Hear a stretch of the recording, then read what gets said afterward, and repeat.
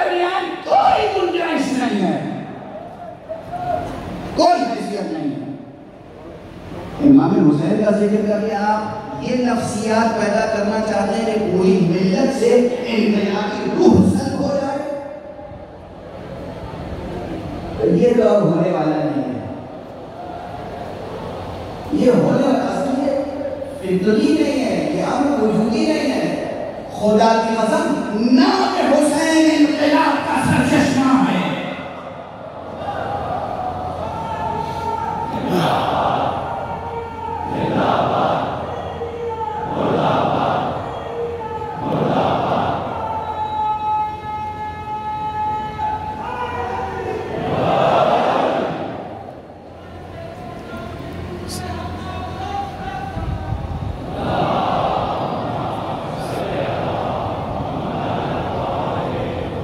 نام حسین انقلاب کا سرچشمہ ہے، نام علی انقلاب کا سرچشمہ ہے۔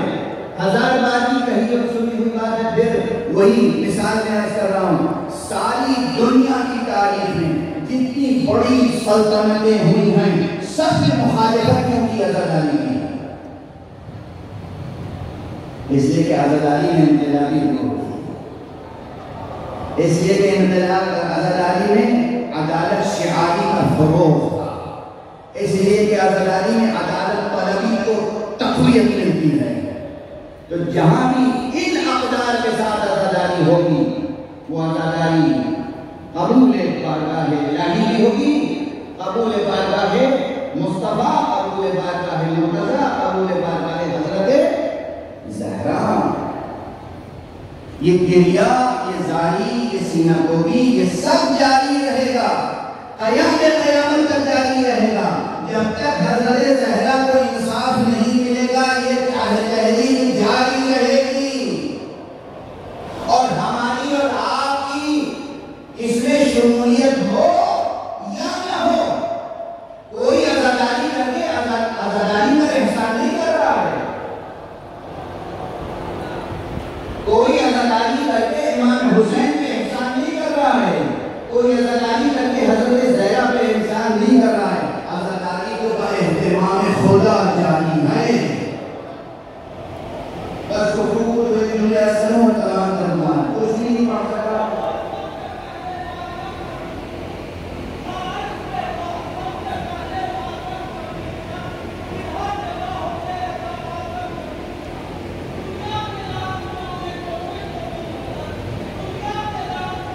ناظرین کرام، اس وقت ہم موجود ہیں بارگاہ شہدائے کربلا علیہ السلام میں، جہاں پر آیت اللہ خلیل الغربی صاحب مجلس خطاب مؤمنین کی تعداد آپ دیکھ سکتے ہیں، بڑی تعداد میں مؤمنین یہاں موجود ہیں اور دور دور سے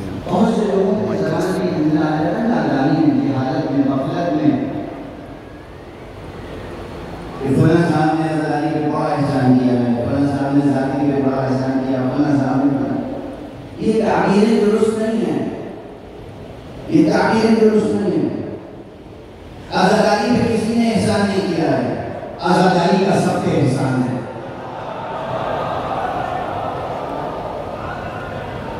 خود عزاداری کا سب پر احسان ہے۔ اور بس ایک جملہ کہہ کے گفتگو مسائل کی طرف تو فضائل پڑھنے کا موقع نہیں دیتے۔ خدا کی قسم یہ لوگ پوچھتے ہیں کہ عزاداری واجب ہے، فرض ہے، فقہی شرعی مسئلہ کا حکم ہے نہیں؟ اللہ نے کوئی آیت نازل کر کے واجب کی ہے عزاداری؟ رسول اللہ نے حکم دیا ہے عزاداری کرنے کا؟ اب جس نقطے کا جس زاویے سے میں جواب دے رہا ہوں اسی زاویے سے محفوظ رکھیے گا۔ میں کہتا ہوں نہیں، اللہ نے آپ کے اوپر عزاداری واجب نہیں قرار دی ہے، رسول نے آپ کے اوپر عزاداری واجب قرار نہیں دی ہے۔ اللہ آپ کے اوپر جو جو چیزیں واجب قرار دی ہیں وہ بڑی آسانی سے ضائع ہو جاتی ہیں۔ اللہ نے ہم پر آپ پر نماز قرار دی ہے واجب، نماز کا کتنا اہتمام کر پاتے ہیں ہم؟ روزہ کتنا کیسے رکھ پاتے ہیں؟ حج کتنا کر پاتے ہیں کیسے؟ جو بھی واجبات ہیں جو ہم کر پاتے وہ ہم سے چھوٹ بھی جاتے ہیں، ضائع بھی ہو جاتے ہیں۔ اللہ نہیں چاہتا تھا کہ عزاداری کبھی چھوٹے اور ضائع ہو، اسے ہم پر واجب نہیں کی، عزاداری کو قائم رکھنا خدا نے خود پر واجب کر دیا۔ واہ واہ واہ واہ واہ۔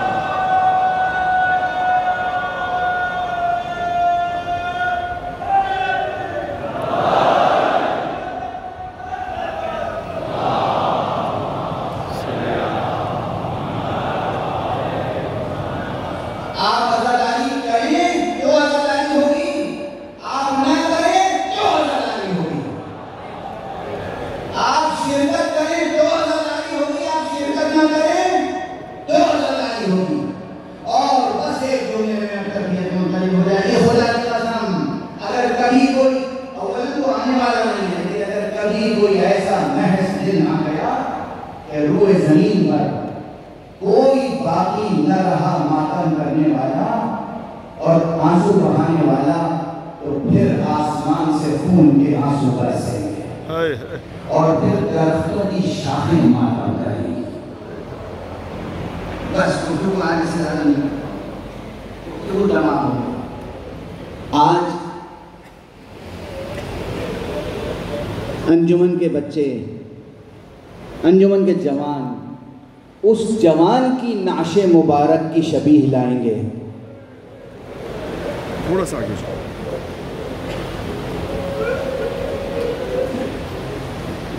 جس جوان کا معصومین کے علاوہ، چاہردہ معصومین کے علاوہ کوئی دوسرا شبیہ و نظیر نہیں ہے۔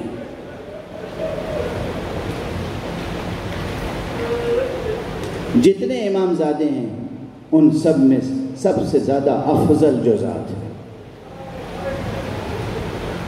جس کے لیے امام حسین نے ایک جملہ کہا ہے، جملہ مشہور ہے، آپ سنتے رہتے ہیں، لیکن جملہ کس سے کہا ہے؟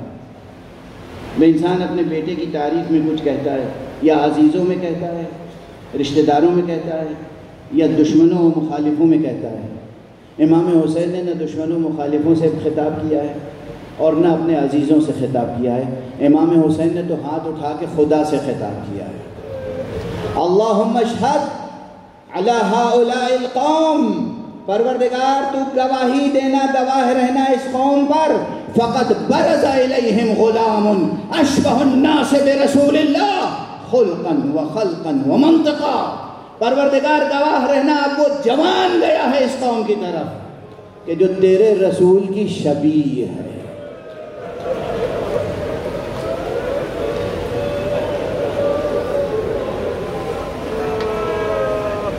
صورت میں شبیہ ہے، سیرت میں شبیہ ہے، گفتار میں شبیہ، رفتار، گفتار، کردار شبیہ ہے پیغمبر۔ یہ معمولی بات نہیں ہے، اس کے معنی یہ ہیں کہ گویا آقا امام حسین فرما رہے ہیں کہ بس یہ نبی نہیں ہے، نبوت تو تمام ہو گئی محمد پر، نبوت تمام ہو گئی، یہ نبی نہیں ہے، رسول نہیں ہے، خاتم النبیین نہیں ہے، مگر سیرت میں، سیرت میں، صورت میں، رفتار و گفتار میں، اوصاف و اخلاق میں شبیہ مصطفیٰ ہے۔ کتنی عظیم ہوگی یہ ذات، کتنی عظیم ہوگی یہ ذات، اور وہ بھی میں نے عرض کر چکا کہ کس سے خطاب کر کے فرما رہے ہیں؟ اللہ سبحانہ و تعالیٰ سے۔ حضرت امام جعفر صادق علیہ السلام نے جو زیارت تعلیم فرمائی ہے، اس زیارت کا فقرہ ایسا ہے کہ جس سے ثابت ہوتا ہے یہ مفہوم جو میں عرض کرتا رہتا ہوں کہ تمام امام زادوں میں امام کے بعد سب سے افضل مرتبہ حضرت علی اکبر کا تھا۔ السلام علیکہ یا ولی اللہ و ابن ولیہ، اے اللہ کے ولی اور اللہ کے ولی کے فرزند۔ روز عاشوراء جب اصحاب کا سلسلہ تمام ہوا اور صرف بنی ہاشم رہ گئے، بنی ہاشم میں کون؟ سب ابو طالب کی ذریت، ابو طالب کی اولاد، مصطفیٰ کی ذریت، رسول اللہ کی آل و اولاد۔ اس وقت امام حسین کی طرف سے سب سے پہلے میدان میں جانے والے علی اکبر ہیں۔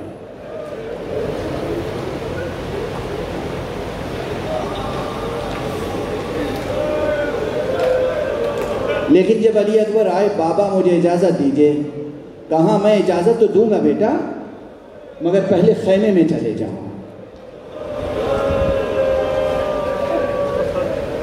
جاؤ خیمے میں جاؤ، پھوپھیوں سے، بہنوں سے، ماؤں سے، اپنی مادر گرامی لیلا سے رخصت تو ہو لو.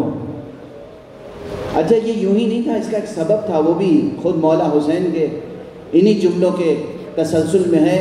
اور خطاب خدا سے کہا، پروردگار تو گواہ ہے، جب ہم اہل بیت کو تیرے نبی کی زیارت منظور ہوتی تھی تو ہم اس بچے کو دیکھ لیا کرتے تھے. اس لیے امام حسین نے چاہا کہ ایک مرتبہ اور بیبیاں زیارت رسول کریں. جناب علی اکبر خیمے میں گئے، بیبیوں سے رخصت ہوئے. بیبیوں نے ایک حلقہ بنا لیا. اب یہ حلقہ بن تو گیا لیکن حلقہ ٹوٹ نہیں رہا تھا. ہر بیوی چاہتی تھی کہ علی اکبر بس درمیان میں کھڑے رہیں اور ہم قیامت تک اس کی زیارت کرتے ہیں. کیا جاذبیت تھی، کیا جذابیت تھی، کیا حسن تھا، کیا جمال تھا، کیا کشش تھی. علی اکبر درمیان میں کھڑے ہیں، بیویاں کھڑی ہیں، زیارت ہو رہی ہے. ایک مرتبہ علی اکبر نے چاہا کہ خیمے سے باہر نکلیں. دشمن راویوں نے لکھا ہے، دشمن راویوں نے جو روایتیں نقل کی ہیں اس میں سے ہم نے دیکھا خیمے کا پردہ اٹھا لیکن پھر گر گیا. خیمے کا پردہ اٹھا پھر گر گیا. خیمے کا پردہ اٹھا پھر گر گیا. یعنی علی اکبر چاہتے ہیں کہ جائیں مگر بیویاں مانع ہو رہی ہیں. کبھی زینب سامنے آ جاتی ہیں، کبھی لیلا، کبھی رباب، کبھی سکینہ.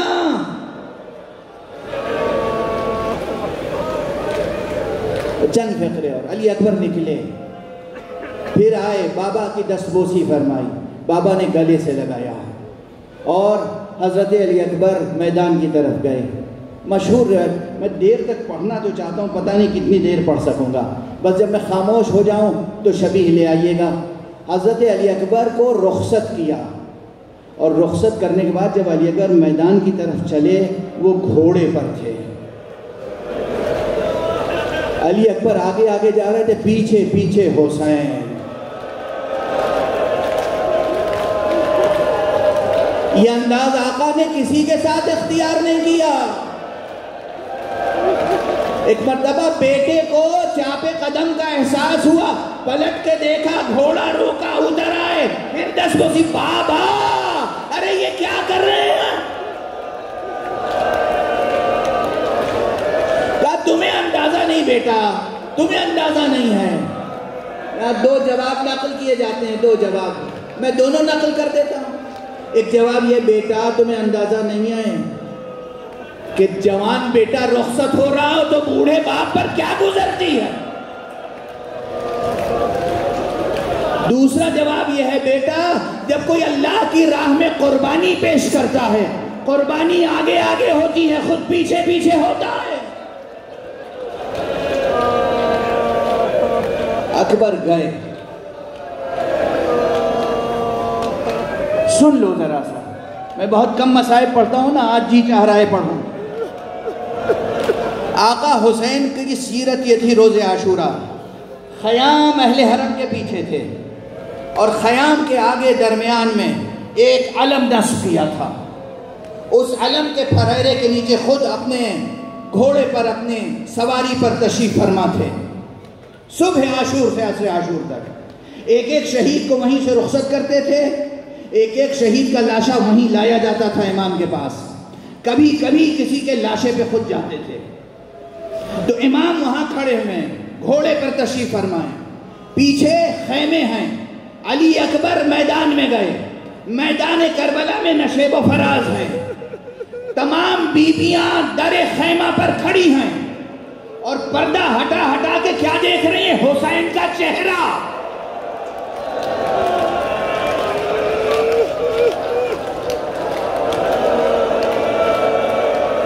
بیویاں حسین کا چہرہ دیکھ رہی ہیں. ہاں امام ہیں، حجت خدا ہیں، شجاع ہیں، صابر ہیں، مگر سینے میں باپ کا دل بھی تو ہے۔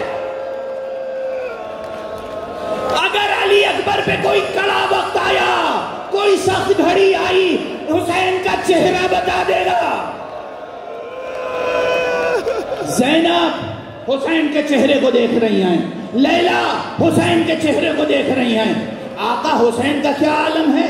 رکاب پر پیر جما کر، رکاب فرس پہ پیر جما کر کبھی کبھی ابھر کے دیکھتے ہیں۔ یعنی جب فراز پر، میدان کے فراز پر کسی اونچائی پر اکبر ہوتے ہیں تو نظر آتے ہیں، جب کہیں نشیب میں چلے آتے ہیں نظر نہیں آتے تو حسین اٹھ کے دیکھتے ہیں، کہاں ہے میرا بیٹا، کہاں ہے شبیہ رسول، کہاں ہے علی اکبر؟ جب نظر آ جاتے ہیں پھر بیٹھ جاتے ہیں۔ بیویاں یہ سب بے چینیاں، یہ سب اضطراب دیکھ رہی ہیں۔ ایک مرتبہ حسین کے چہرے کا رنگ بدلا، بیویوں نے کہا خیریت تو ہے، کہا لیلا سے کہو دعا کریں۔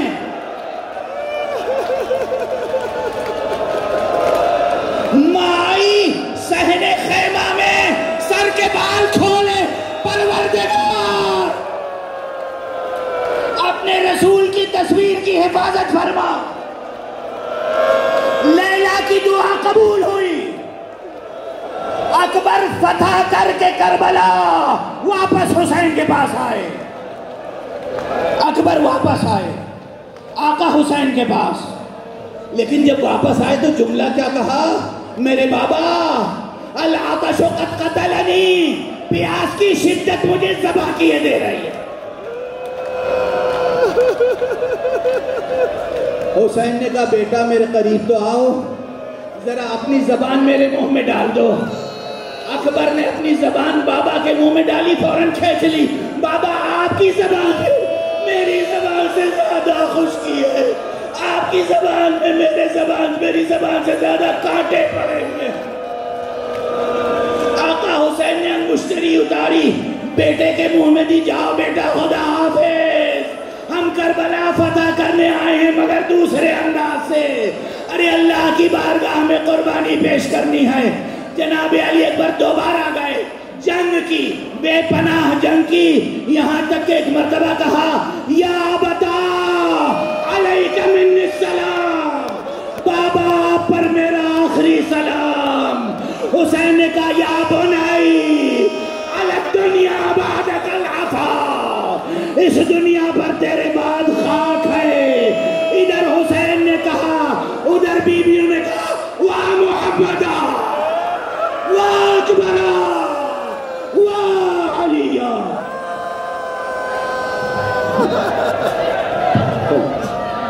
انجمن مومنین حیدری سے گزارش ہے کہ ماتم داری کی تشریف میں مومنین حیدری